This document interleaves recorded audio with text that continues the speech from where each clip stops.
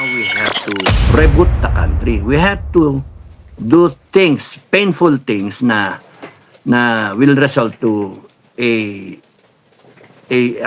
good foundation for a better country, no? Hindi pwedeng ganito.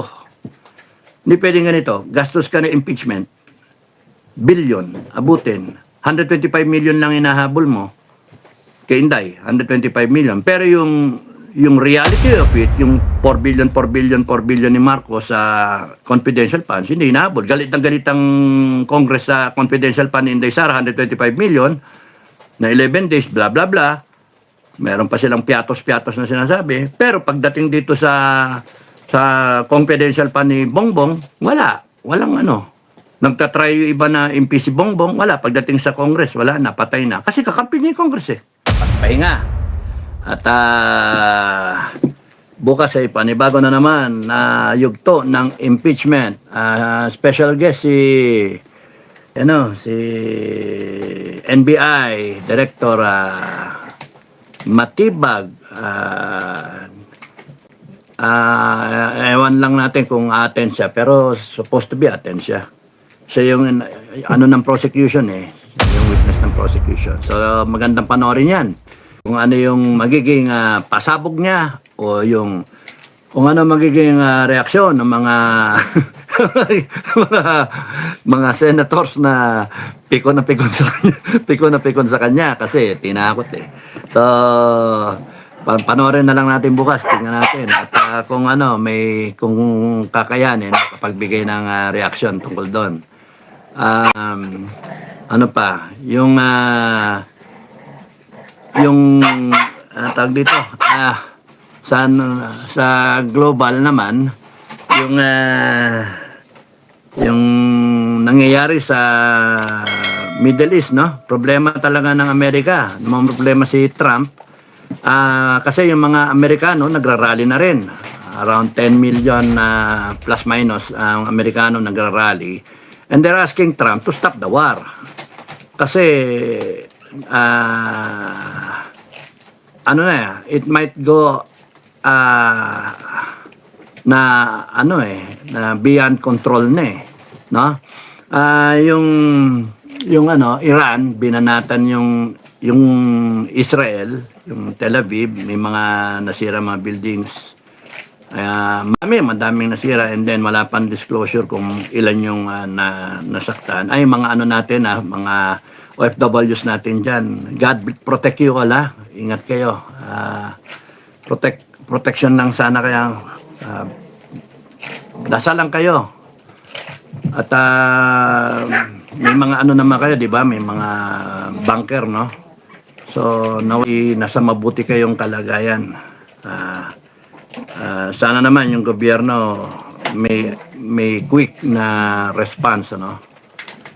Hindi yung pakiramdam kunyari ng mga OFW sa Israel, Middle East, ay nandun yung pangamba, nandun yung uncertainty kung ano mangyayari sa kanila. May ngayong aso. Mami, may ngayong aso. Tahimik yung aso kanina eh. Nasa payroll to mga to. So, yung Kiev naman binabanata ng Russia, no? And then nag-fire na ng presidente nila, na-addict din eh si Zelensky. Binabanatan din yung tinanggal-tanggal din yung mga yung mga officials niya na parang na-isolate pa siya ngayon. And the people want him out. They want him replaced. Yung Israel naman, may mga rin na tanggalin si Netanyahu. Now parang nagdidistansya na yung si Trump kay Netanyahu. Now dito sa Pilipinas, tuloy-tuloy nagrally na naman yung UPI, no?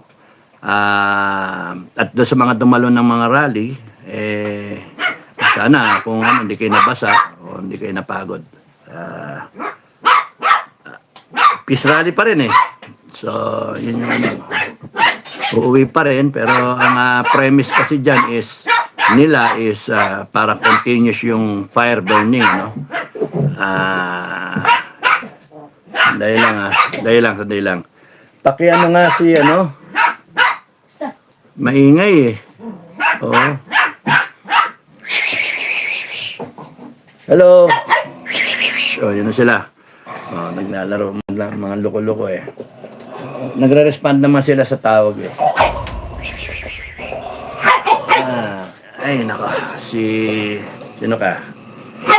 Si Fiona. Anak ni Farah. F, no? Para, si Fiona. Fiona. Pangit mo, Hindi, cute to. Fiona. Malaki na rin, eh. Bilhin nyo na. Ano lang, 5 piso. 20 pesos. Fiona, kawawa ka naman. 5 piso. So, ikaw yung maingay eh. Tapos kaya nga, wag mong galatin si Ito sino to?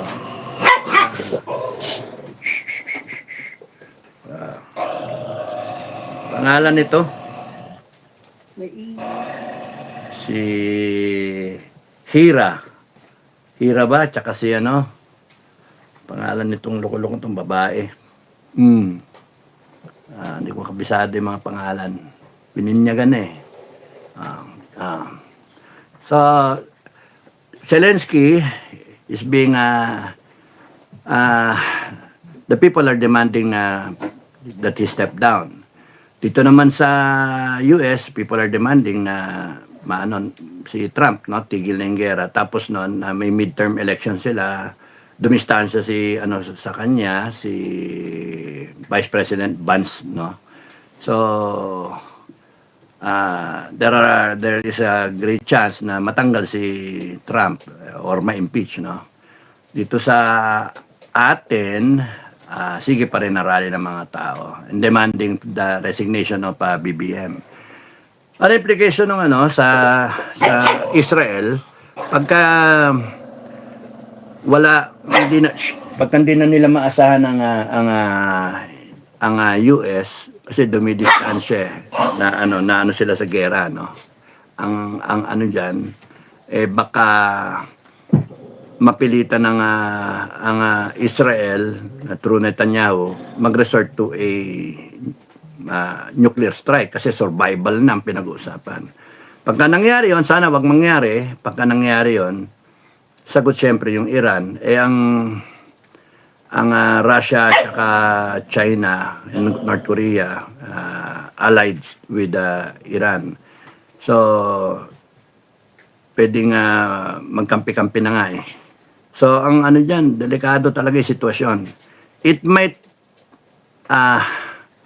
dumating sa situation na hindi na kayang pigilan ng mga diplomats, ng mga leaders, no. Mag-escalate bigla. And how will it affect us? To the AFP at PNP and the government, who probably doesn't appreciate an aerospace war, no? The magnitude of kunyari China has 10 times more the firepower pagdating sa mga missiles, no. Pati sa ibang equipment, isipin nyo 10 times yung binabanat ngayon ng Iran sa Israel, grabe yung devastation. Pagka na-involve ang US, mahirap magkaanuhan yan kasi pag kami nag-trigger dyan ng nuclear ek-ek, magsagutan na yan eh. And then, kahit sinasabi na wala sa policy yung first strike na gumamit ng nuclear arsenal, lahat sila meron eh. Ang masama dyan, the leaders might decide na gumamit niyan, preemptive strike. Pagka nangyari, wala nang pigil yon. And then mag-release na yan, ganon-ganon. Sa atin, apektado tayo because pagka sumabay ang China dun sa Taiwan issue nila, and then nagbitaw ang Pilipinas na through BBM, no, na kakampi tayo, AFP, kakampi tayo sa Taiwan. Apektado tayo. And may bases ang Amerikano dito sa atin. Yun yung pinakaano. At nagsabi yung Browner na si AFP who will be retiring sa 21, malapit na. Sa Tuesday, no?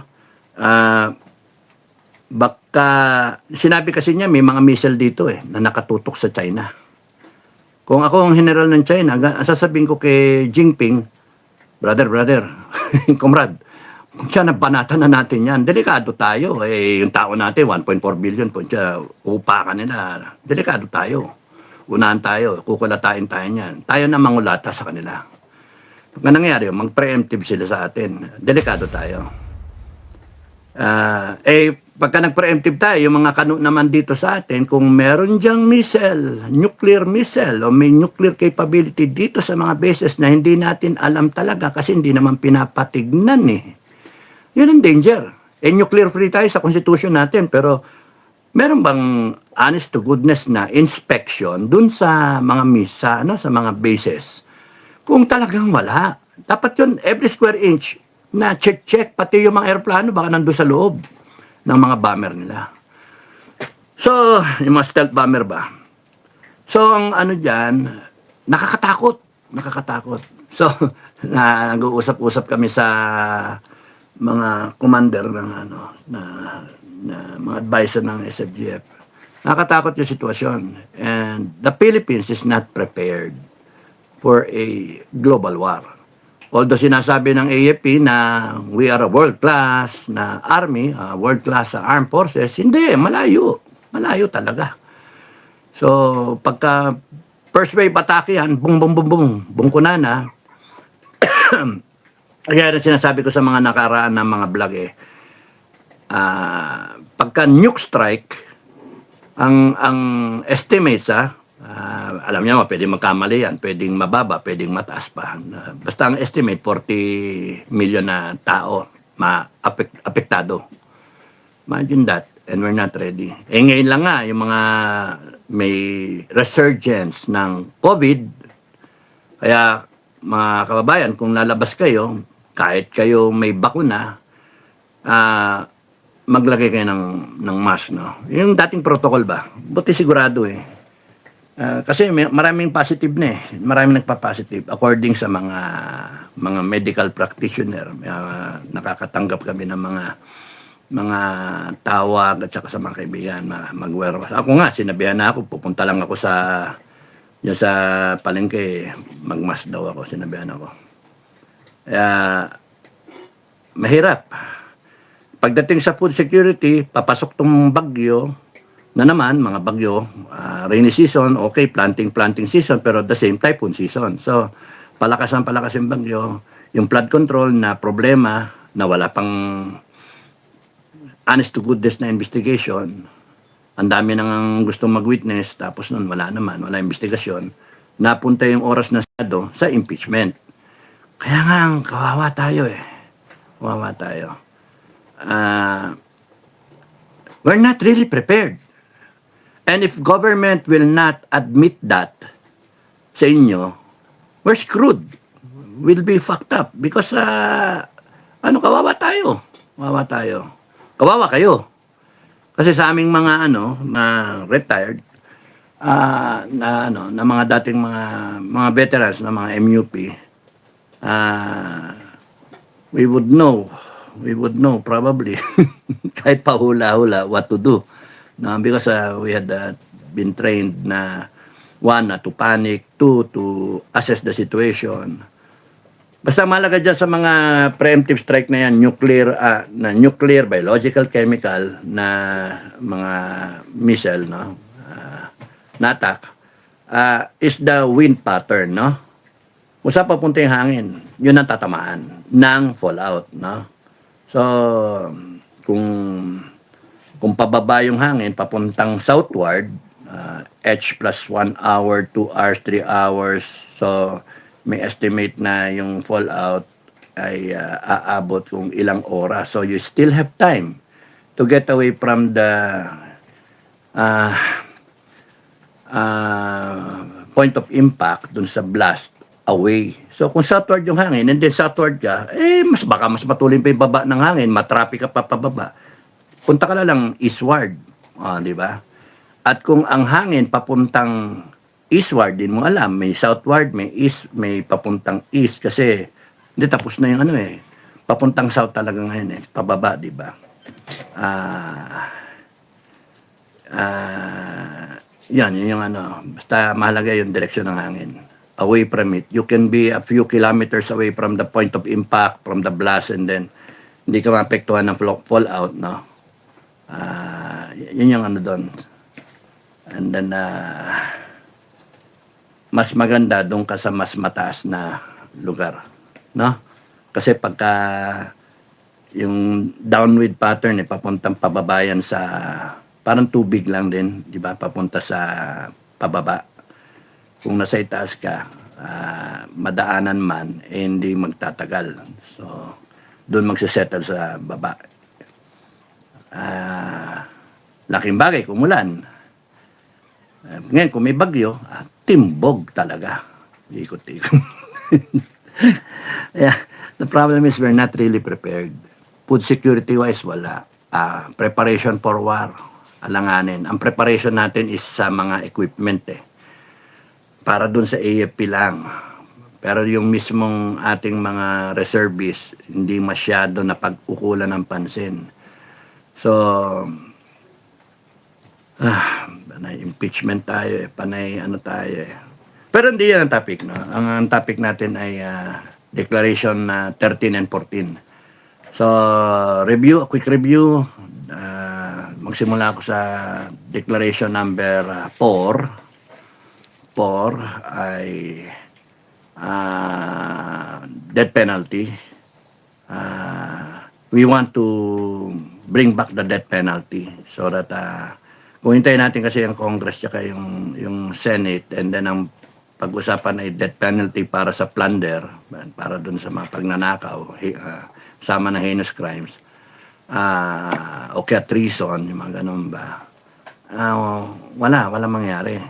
Na kung ang taong bayan ang magkikilos at siyang mag-enforce through their sovereign will, through your sovereign will, may pag-asa pang malagay under a revolutionary form of government probably. Ayun. So, it really depends on how things will unfold. Nakakatakot kung umabot tayo sa revolution, kung umabot tayo sa civil war, umabot tayo sa secession. Hindi natin alam kung how things will unfold. It will depend on what is the plan of ng langit. Nakakatakot isipin din. Kung pwede nga lang na 2028 na lang sana Pero ang problema, matagal pa yung 2028, 2 taon pa halfway, 1.5 years, no? 2 years pa. 2 years pa. Kaya nga, problema Now, I don't know kung kunyari sa magiging zona ni BBM, kung ano yung mangyayari sa natin, sa sasabihin niya, no?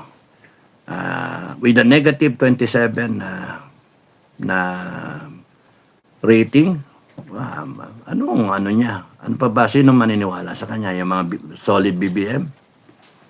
Now, ewan ko. So, for death penalty, 5 is our tawag dito?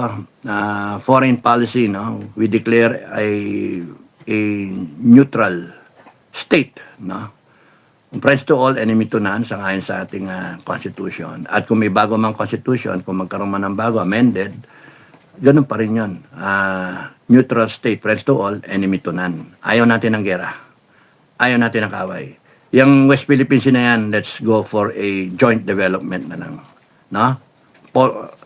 Per tao. 1.4. In-explain ko na yan sa mga previous vlog. Per tao. 1.4 billion kayo, 120 million kami, yung ibang claimant, 43 million, 80 million, etc., no? And then, kung saan kayo may claim, doon, yun pag-usapan natin. Per tao. So, yung gastos, per tao rin. Kung 1.4 billion ng China, Kung $1 per taong gastos, 1.4 billion ng dollars ang invest nyo. Kami, 120 million lang. And then, pull the resources together. Kung $2 million, kung $2 ang isang tao, 2.8 trillion. Kunyari, ang investment nyo.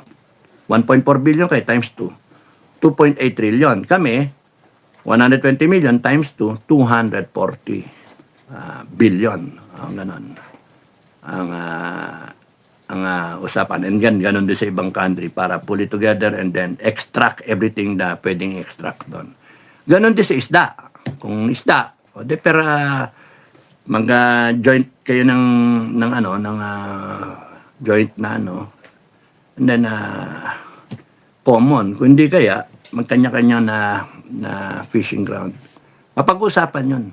What is the best na Huwag man tayo magpatayan over the resources. Wala naman talaga may-ari dyan eh. Sinabi ng China, may-ari siya. Sinabi natin, may-ari tayo. Sinabi ng arbitral ruling, atin yan. Tapos nun, wala namang makinig. O di patayan tayo. O di sino kawawa? Tayong lahat. Pati sila. Magpatayan tayo. Ubusan tayo ng lahi. What does it prove? And then, pagkaubos na yung lahi, wala na mag-extract. Ang pinaka-the best dyan, the smart way of doing it, mag-joint development tayo.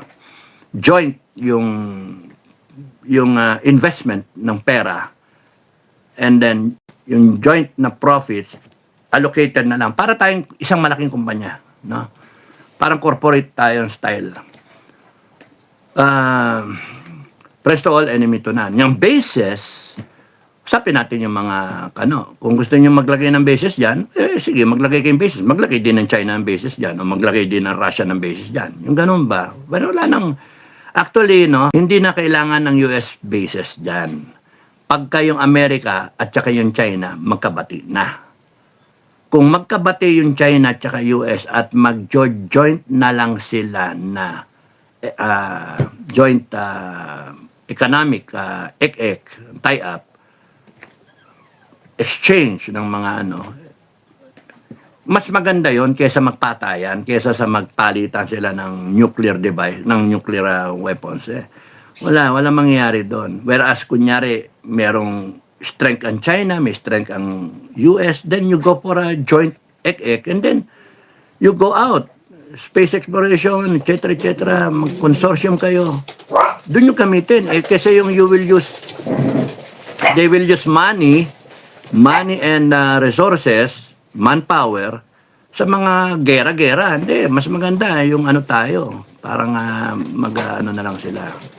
Ang daming bato daming asteroid, ang daming planeta. Yun ang i-mining o maglagay ng claim. Bawat isa. Which we can do later on, pagka umasenso yung bansa natin. But right now, we have to reboot the country. We have to do things, painful things na will result to a good foundation for a better country, no? Hindi pwedeng ganito. Hindi pwedeng ganito. Gastos ka na impeachment, billion, abutin, 125 million lang inahabol mo kay Inday, 125 million. Pero yung reality of it, yung 4 billion ni Marcos sa confidential funds, hindi inahabol. Galit ang Congress sa confidential fund ni Inday Sara, 125 million, na 11 days, blah, blah, blah. Meron pa silang piatos-piatos na sinasabi. Pero pagdating dito sa confidential fund ni Bongbong, walang Nagtatry yung iba na impeach si Bongbong, wala. Pagdating sa Congress, wala na, patay na. Kasi kakampi niya yung Congress eh. Sino ba nagbibigay ng sa Congress? Ng pondo? Di ba si Marcos yan nag-approve? Kaya nga, kalokohan to. At pinaka-the best dyan, ayusin na lang natin yung mga mali. Kasi if we will go on like this, walang mangyayari sa kinabukasan natin. Kayong mga nakikinabang sa Marcos, kayong mga nakikinabang, alalahanin ninyo, may katapusan din yan. May katapusan din lahat ng ligaya nyo.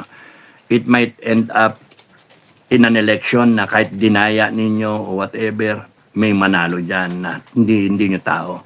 It might happen to magkaroon tayo ng bloody na revolution or civil war. Hindi natin alam eh. Pero wag na lang tayong dumaan sa, umaari sana, wag na lang tayong dumaan sa dadanak ng Pilipino sa Pilipino dahil lang sa kagaguhan ng ilang Pilipino. O may mga namamatay, kunyari yung ah,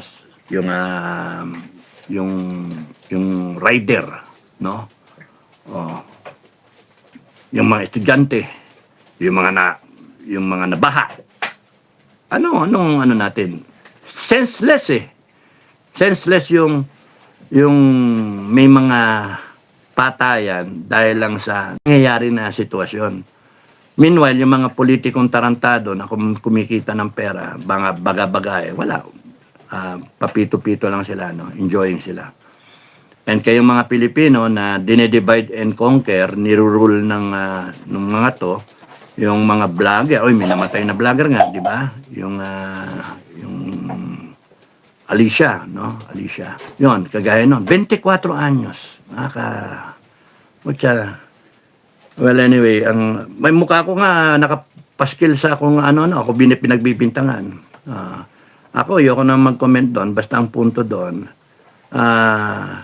hindi tama na ibibintang yung pagkamatay ng tao na sa ibang tao na walang pruweba. Ang dapat diyan ang imbestigahan ng mga authorities, PNP, CIDG, no, is ano yung talagang motive. Merong dalawang anggulo nga yung crime of passion. Inisip ko nga baka hindi pa yun baka yung bumalik kasi yung dalawa may bumalik na dalawang lalaki, di ba, dun sa bahay. And then ano gusto nilang kunin, no? Pera, yung electronic device o whatever. Gusto nilang kuhanin. Bumalik pa may dalawang lalaki na gustong pumasok sa bahay. Yun yung angle na mas believable. Pero kung titingnan niyo yung Bendalo, no? Bendalo kasi. And to silence me, baka yun ang gusto nilang mangyari para makasuhan ako. Sige, bahala kayo, kasuhan niyo ako. Sabi ko naman sa inyo, hindi ako papayag dyan sa mga ganyan na style ninyo. Hindi ako papayag sa ganyan. Pero sabi ko nga, personalin ko na yan pagka Kasi tingnan niyo ginawa niyo kay Mike Defensor at saka kay Marcoleta. Legal, payag sila sa legal. And then what? Kinasuhan ninyo. Anong ginagawa ninyo kay Inday Sara? Kinasuhan ninyo. Pinipilit ninyo. Anong ginawa niyo kay Duterte? Hindi niyo kaya dito, doon niyo dinala. So sabi ko, hindi mo makakamtan ang hustisya dito na sa atin. Because Bendalo nga, inaamin naman nila Bendalo Kaya ang sa akin, lalabanan ko na lang pagka ganun.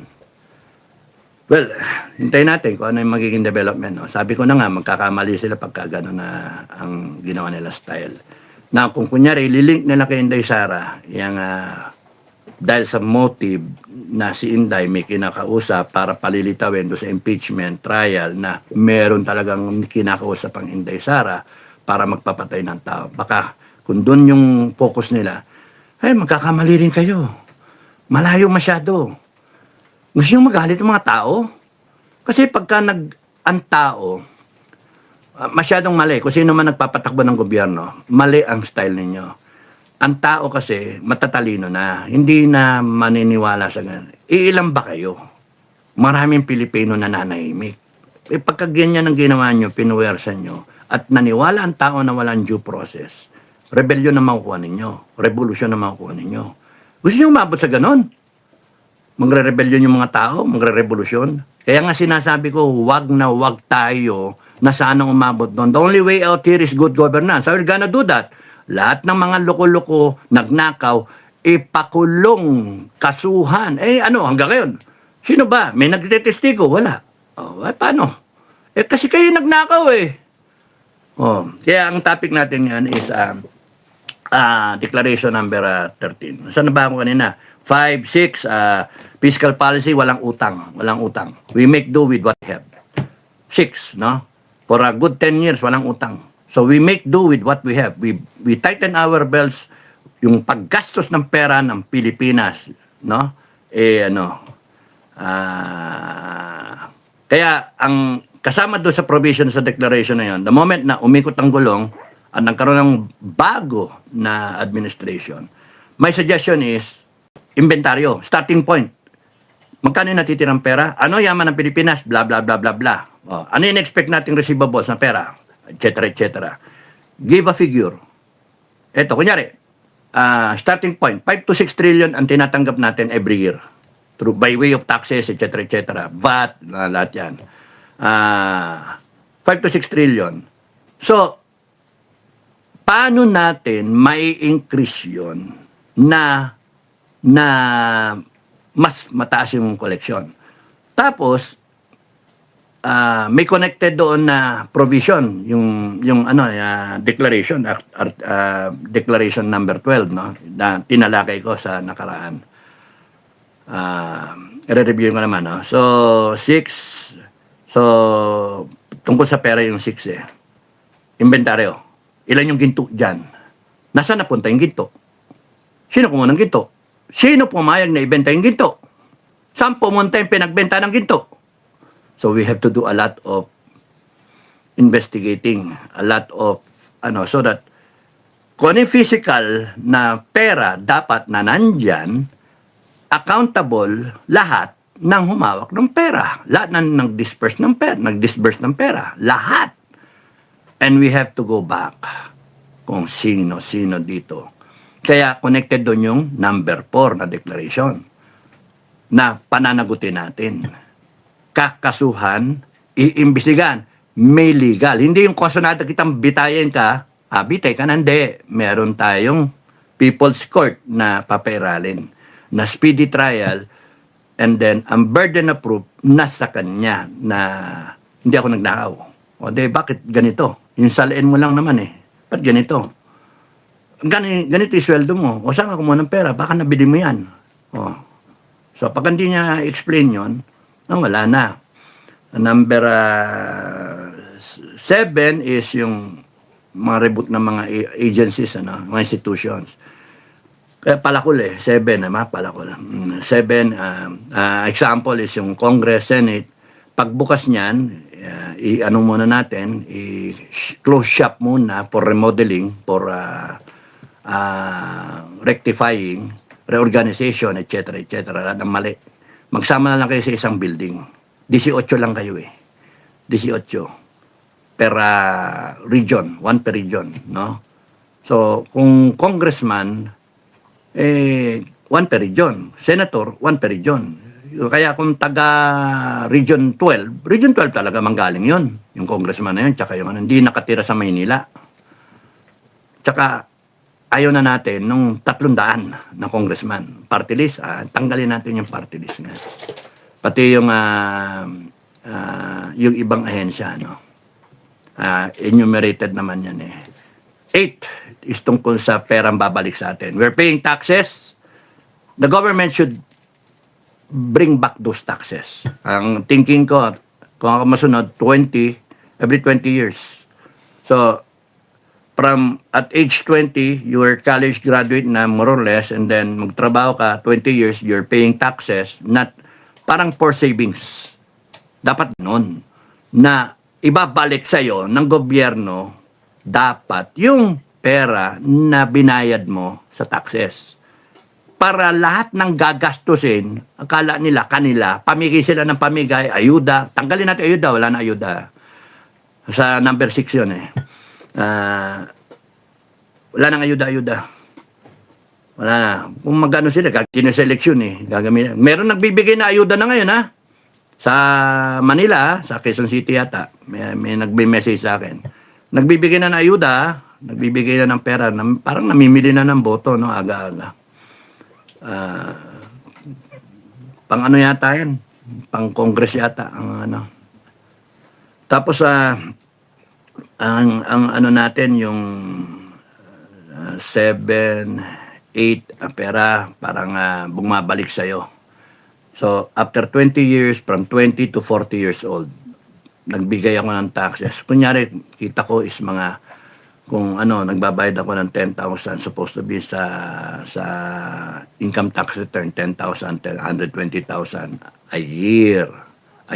Times 12 months. Tapos nun, pagdating sa 10 taon, 1.2 million. Sa 20 years, 2.4 million, di ba? Imagine yung isoli sa iyo ng gobyerno, 2.4 million cheque o kaya sa ATM mo papasok yun. Then ganda, para ka for savings. And then that will encourage yung pagbayad ng taxes sa mga tao, hindi na doktor-doktorin, etc. Kasi babalik naman para ako for savings. Ang tanong, paano ibabalik ng gobyerno yan? So una-una, di ba? Alam mo kung ilan yung nagtatrabaho, alam mo kung ilan, sino yung aabot ng 40, and then susunod is yung magiging 60, taon-taon meron kang binabalikan ng pera. So, magse-set aside ng pera para doon. Yun yung ano. Mahirap gawin pero doable yun. Pagka gugustuhin. 7, 8, ito yung Project 2M sa provision, sa declaration number 8 yan. Project 2M na at the age of 40 rin, may tatanggapin ka. Initially, thank you kay Guillermo, ang ano niya, suggestion niya is, initially, yung 30 million na families, kunyari, 1 million is 1 trillion eh. So, 30 trillion kailangan natin para dun sa pamilya na, isang bagsak sa 1 million kada pamilya. Kung hindi kaya, kalahating milyon kada pamilya. Depende yan sa mathematics. Ganun kasimple lang yan. Math problem lang yan. So pagka, sipin mo, isa kang household, makatanggap ka ng from the government because meron tayong mga excess, for example. O meron tayong mga tinatabi para doon. May project talaga, Project 2M.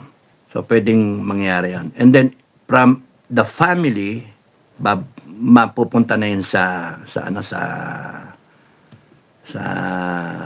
individual. At age 40, hahabulin natin yung 70, 80, 90, and then 60s, and then 50 pataas, and then magno-normalize tayo sa 40 pataas.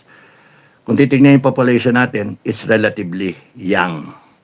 The average is 27.7 years old. It will take about 12 years pa para umabot ng 40 yung iba dyan. No? So, kung titignan ninyo, doable siya eh. So, ang sasatisfy natin yung mga nauna. So, kunyari, ikaw, 74, may mga ganyan sa inyo, 74, 75, 76, 70, may 68, mga ganon. May 83, tayong kausap dito na follower. Baka abutan po kayo. Kasi, yun sa natin. Kung abutan kayo, ma-priority yung mga senior, enjoy the remaining years of your life. Nakanood, mabot sana kayo ng 100. Mabot sana kayo ng 90, masabi na lang, and then yung mga mahal nyo sa buhay, pwede nyong bigyan.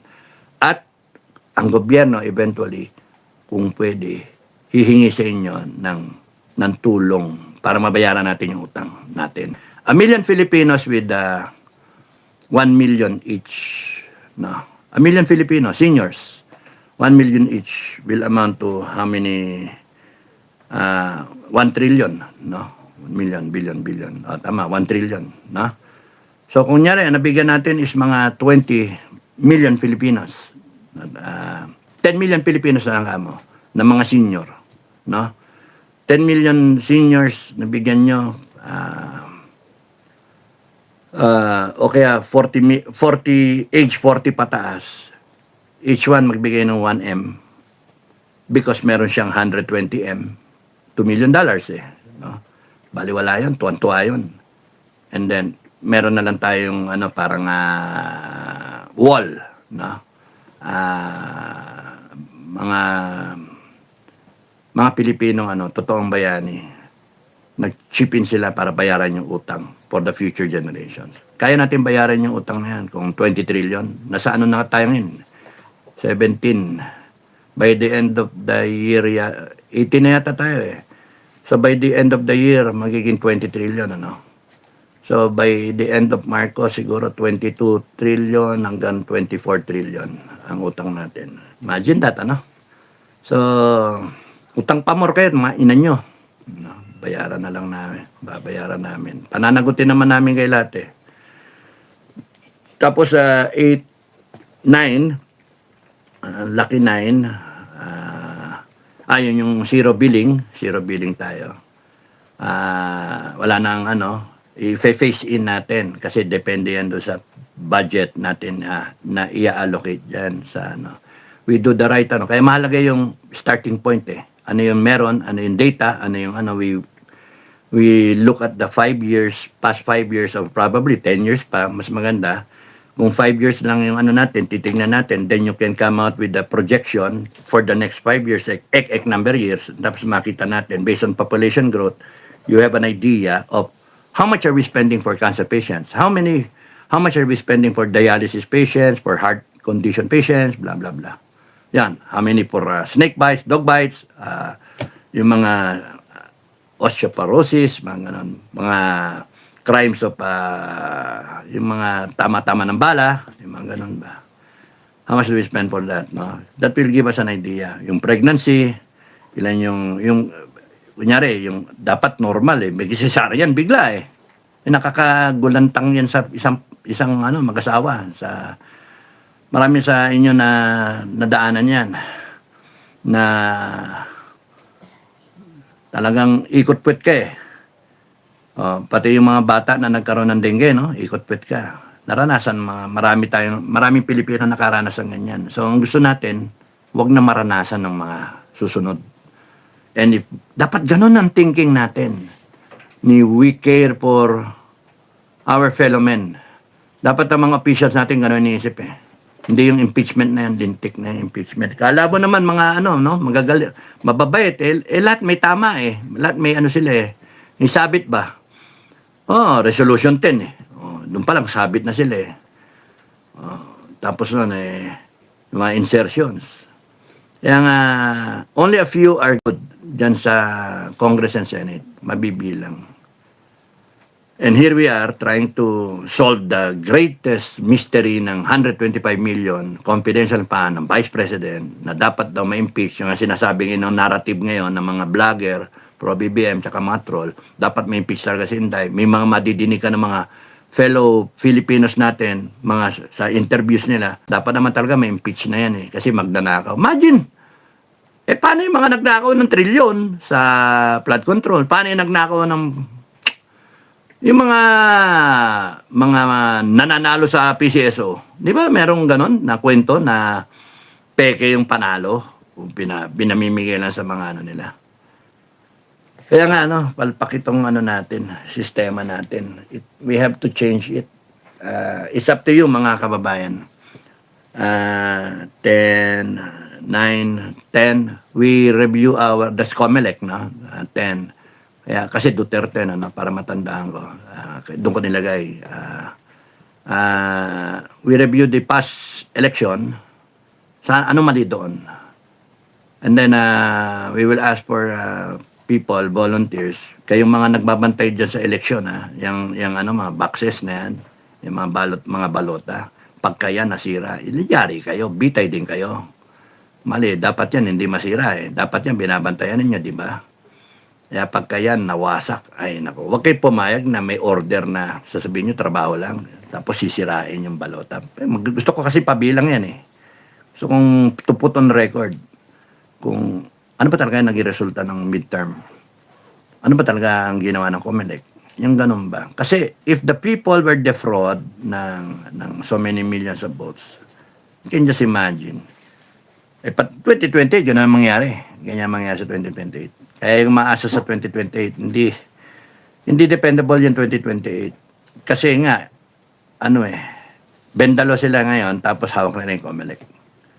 Yung midterm nga, paano na ang mangyari yung Duterte nga, naging 3 lang ang lumabas? Duterte nga, straight voting nga O paano nangyari yung 7? Hindi lumabas. Mantayong 11 and 12 na in-endorse na Inday Sara, si Amy at saka si Camille Villar, lumabas. Ba't yung iba niya in-endorse, hindi lumabas? Yung 7. 3 lang ang lumabas. Para hindi kayo magulantang, hindi kayo mag-question. Number 1, si Bongo. Number 2, sino yun? Si Bam Aquino bigla sumingit, di ba? Paano nangyari yun? Tapos number 3, si Bato. Number 4, may sumingit, si Soto, Lacson, gano'n. And then number 5, si Tulfo. Number 5, Marcoleta. Paano nangyari yun? Kung binoto mo, straight. Pare-pare si boto. Kung may 30 million plus yun, kita yung number 1, ilan yung boto? 20 plus million. So, kung just imagine, gano'n. Kasi iba naman, hindi Duterte Marcos, Dilawan, gano'n, di ba? You can just imagine. Paano nangyari ganun yung resulta? Bungi. Kasi nga, merong ginawa dyan. Kaya gusto ko makita talaga yung balota. Para talagang bitayin yung mga tarantado. No? Kasi pananagutin. Kung umikot ang gulong and then magkaroon ng death penalty, na kunyari gusto ng taong bayan magkaroon ng death penalty, kayo maglalagay ng death penalty. Spokesperson nyo lang ako eh. 10, 11 is a Philippine 70 plus year plan, rounded up to 2100. Philippines 2100. It's good enough. 70, ano ba yan? 2026, so Philippines 2100, 74 years. So 74 years na plan na Philippines 2100, and then nandoon nahinati base sa length ng term limits ng isang presidente. Kunyari, 6 taon, ganun yung setup, hindi natin babaguhin yon. Yun yung setup. Phases in 6 years. Pero yun ang sinusundan ng mga bawat administrasyon. Yun, hindi mo babaguhin yun. Kasi yun ilalagay ng taong bayan. Aprobahan natin yun. Yun ang gusto natin. So magbe-benchmark tayo from year 0, 2026, kunyari. Tapos nun, 2027, simula na, pak, yun na. May time frame. So pagka kunyari 2028, bagong presidente, yun yung ano. Kasi magre-reboot tayo ng 2 taon. 2026 to 2020, mid-2028 election, tapos boom. 6 years, yung first phase ng ng development plan natin. Na time frame. And then from there, makikita nyo, kailan tayo maging Singapore, kailan tayo maging first world country, pwede tayo magiging top 10, yung index natin sa corruption from 124 out of 180 countries, di ba? Aangat tayo. Kasi papatayin man natin yung bibitayin man natin yung mga korap eh. May death penalty eh. So, maayos talaga.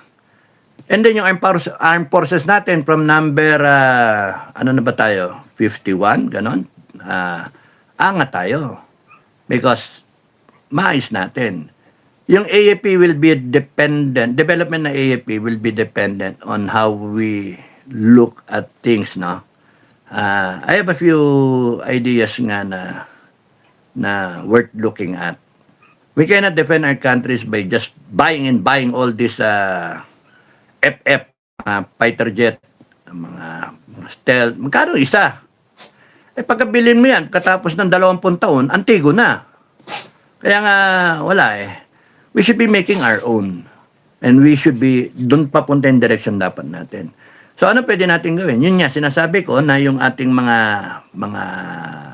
reservists, doable yon. Magkaroon pa ng trabaho kasi yung mga military industries like gun making, ammo making, mga ganun ba, equipment making, night vision, uniform, helmet, mga ganun ba, bandolier, etc., etc., boots, doable lahat yun. So, we equip our individual soldiers na mga may equipment naman yung AAP na eh, yung ating mga reservists ready. Imagine if you are able to equip 1 million na reservists na lahat may beng-beng. Medyo stable na. And then if we do it na per barangay level, meron ko 100 kunyari, isang platoon, isang kampanya ng reservists dyan sa isang barangay. Imagine that. And dapat ganun kalalim yung ating pananaw sa defense ng sovereignty natin. Nandoon sa pamilya, nandoon na, per barangay level. Hindi yung high paluting tayo. Defense, sovereignty, Philippine Islands, covered ganyan, may dagat, etc., etc. Wala yun. Wala yun. Bombay ka, wala na eh. Ubus na eh. Sabi nga, 1 month nga lang daw lalaba AAP natin. Pagkatapos paano na? Then we will have to fight for our lives.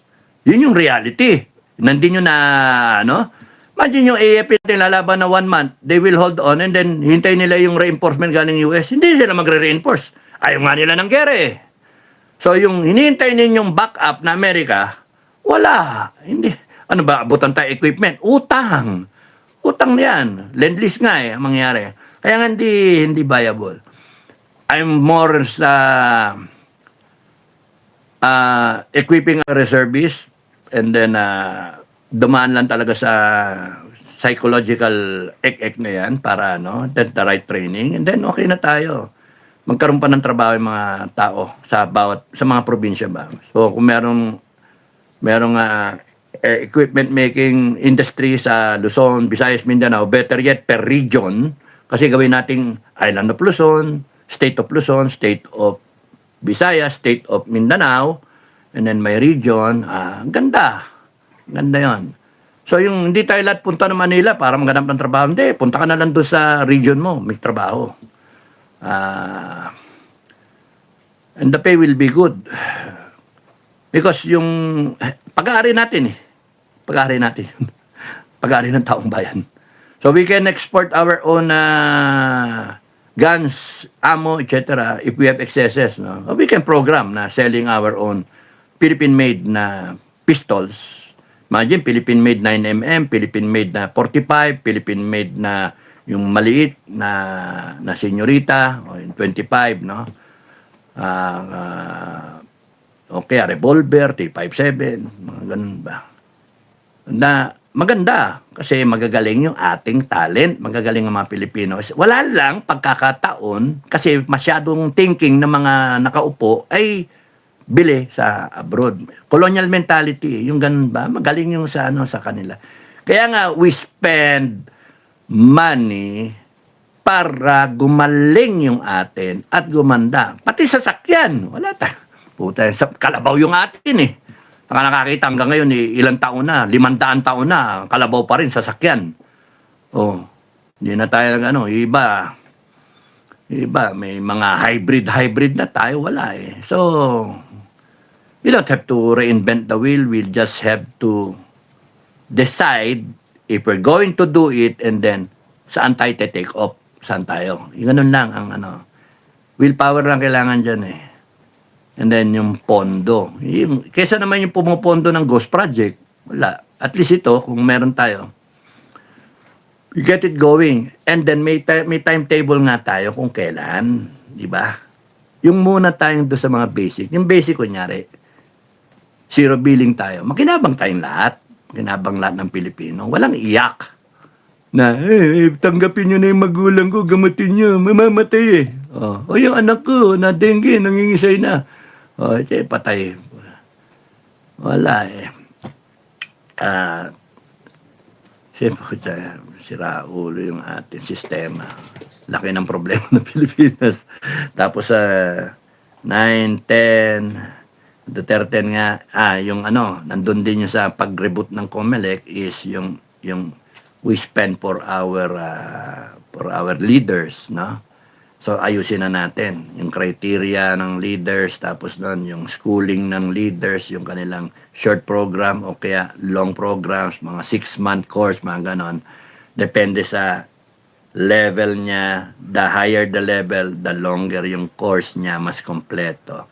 Anyway, they can go back doon sa political academy, leadership academy na inaano ng COMELEC o kaya meron ng existing and then i-authorize na lang ba so that if we invest on our leaders, kagaya nga, sino ba mga leaders natin yan? Bilangin nyo kaya nga ganito tayo So we have to invest. Mga Pilipino, we have to invest on our leaders. Such that pagdating ng election, they don't have to spend. The spending will be done by the Filipino people. No? Piso-piso nga tayo isipin mo, 120 million yun. Pero ang bagsak na lahat sila covered na Kasi naman ngayon internet nga 7. Tapos okay na yan. Kunyari, gusto kong tumakbong presidente, takbo kong vice president, takbo kong senator, takbo kong congressman. Sa ngayon, sa sistema natin yan, na kailangan, may pangalan ka. Pala ka ng panalo. O kaya artista ka. Naku, panalo ka na yan. May artista ka, may puhunan ka na, may pangalan, may face value ka na paano kung ikaw magaling ka kaysa sa kanya? Gusto mong mag-serve. Hindi ka korap. Yung mga pumapasok pa na korap, paano? Nanakaw ng pera, bibilin yung boto. Ang tangin ng sistema natin. Mantalang kayo na gusto nyong mag-serve. Kung gusto ninyo, pwede naman.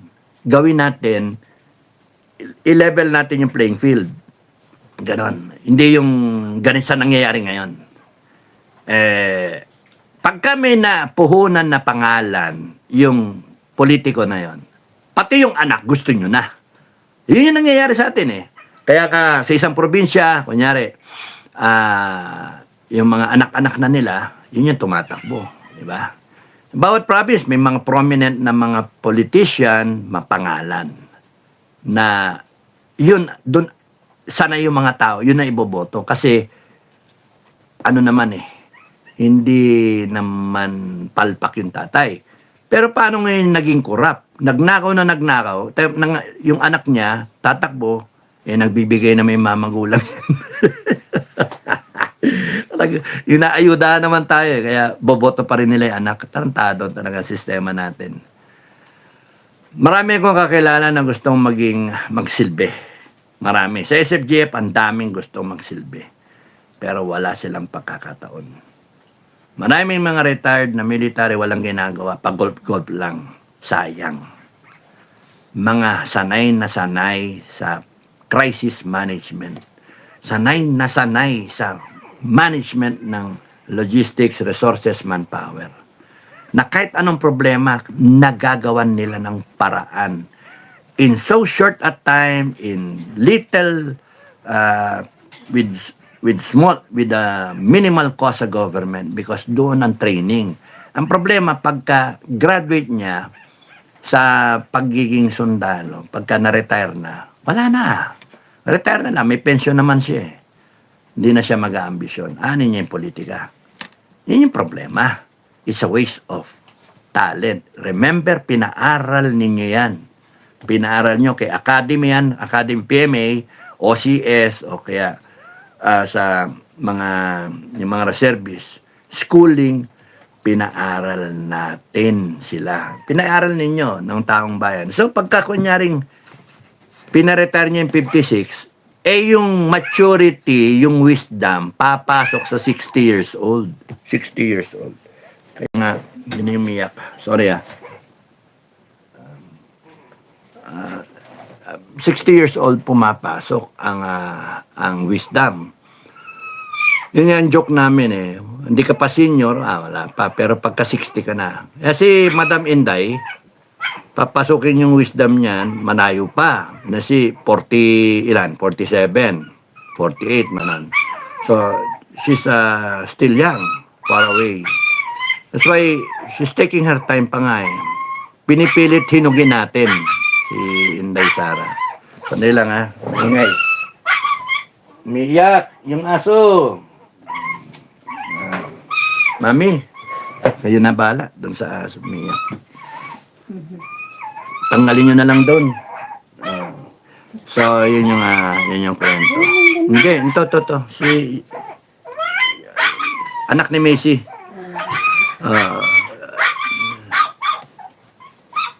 Ano pa yung nasabi ko? 11, 12, 12. Na-distract ako na naman. Yung 12. So, okay na tayo doon sa Comelec. Doon sa Then yung 11, kaya 11 yun, yung daan. Yung daan ba? Yung ganyan, 11 So, it's the way forward. Magkaroon tayo ng parang Philippines 2100, sundan natin yon. Hindi tayo mag-deviate doon. In fact, lang siya. Sundan lang natin yon. Tapos nun, isa moving target na magiging 2100, 21, okay, 20, every 6 years, 2100, 2106, o 012, ganun ba? 2112 pala, 21. So, ganun ang nagre-revise siya every 6 years. Na. After one presidential run, madadagdagan siya ng one presidential run. So that may target talaga tayo. And then, alam ng presidente, kung sino may iupo ninyong presidente, alam ng presidente yung gagawin niya sa lahat ng ahensya ng gobyerno. Alam niya. Kasi meron siyang target, meron siyang guide. No? Parang may checklist siya. May piloto, di ba? Bago magpalipad yung piloto, may checklist siya. Ano. Kasi baka makalimutan mo, kaya hindi pwedeng ganito. Hindi pwedeng kabisote. Hindi. Nakailangan may checklist siya. May guide siya kung ano yung gagawin niya dun sa presidential run niya. That would be nice, di ba? So, ganun din lahat ng Kaya kunyari, just to give you an example, no, for clarity, ang tinatanggap natin pera ngayon, 5 to 6 trillion per annum. Wouldn't it be nice by the end of a presidential term, 6 years, na? By the end of that, magkano na yung tinatanggap natin? Di ba? Would it be nice? Kasi may target ka eh, na aabot ka doon. So ano yung pwedeng gawin doon sa presidential run niya, sa kanyang term? I'm sorry, term. Presidential term niya, na pwedeng gawin niya para, kunyari, 5 to 6 trillion, magiging 6 to 7 trillion na. So, meron kang ginawa and then na-attain mo yan. And then you will be remembered by the Filipino people. Pagka ikaw lousy na presidente, meron tayong rating na sinasabi ko sa mga nakaraan na vlog na natin sa impeachment na yung evaluation mo, you will be evaluated based dun sa performance mo on a year-on-year basis. And that goes for all agencies. And that's professional. Hindi yung ganitong buho-buho tayo. Buho-buho tayo talaga ngayon eh. Kung anong gusto ng isang secretary, yun mangyayari. Kung anong gusto ng isang chief of staff, yun yung mangyayari. Kung anong gusto ng isang presidente, yun yung gusto. Pagka ganyan ng ganyan, wala talaga tayo pupuntahan. Beating around the bush. We are in the desert na kahit ilang taon pa. Kaya wala ang pupuntahan ng Pilipinas. But if we professionalize it, na at this year, masasabi mo, gano'n ang ginawa ng ibang bansa. Kunyari, by X number of years, we're making our own ships already. Imagine that. Kung nagawa yun ng isang Sara Duterte na presidente, kunyari siya naging presidente, by the time na yung susunod na presidente, kung kaya pa ni Marcoleta, o kundi kaya sinong gustong tumakbong presidente sa inyo, pwede tayo tumakbo. Itutuloy yung ginawa. May continuity, di ba? Hindi yung gumawa ang Digong Duterte, tapos nun, umupo ang Bongbong, o wala na. Ang sinabi niya nung kumpanya, kaya binoto, continuity. Anong continuity? Flood control continuity, Diyos ko. Ay yung corruption, grabe, pinakagrabe ngayon. Yung nangyaring corruption, binibintang nila kay Duterte, sa kanya nagsimula, bakit mo tinuloy? Kung sinumulan sa kanya, yung pera nirelease sa time mo 22, 23, 24, 25, 26. Grabe. Sige, umutang ang Duterte ng 6 na trilyon. Ikaw, 4 na taon pa lang, 7 trilyon na, going to 8 trilyon. Anong ginawa mo? May COVID noon, maraming bill. Ngayon,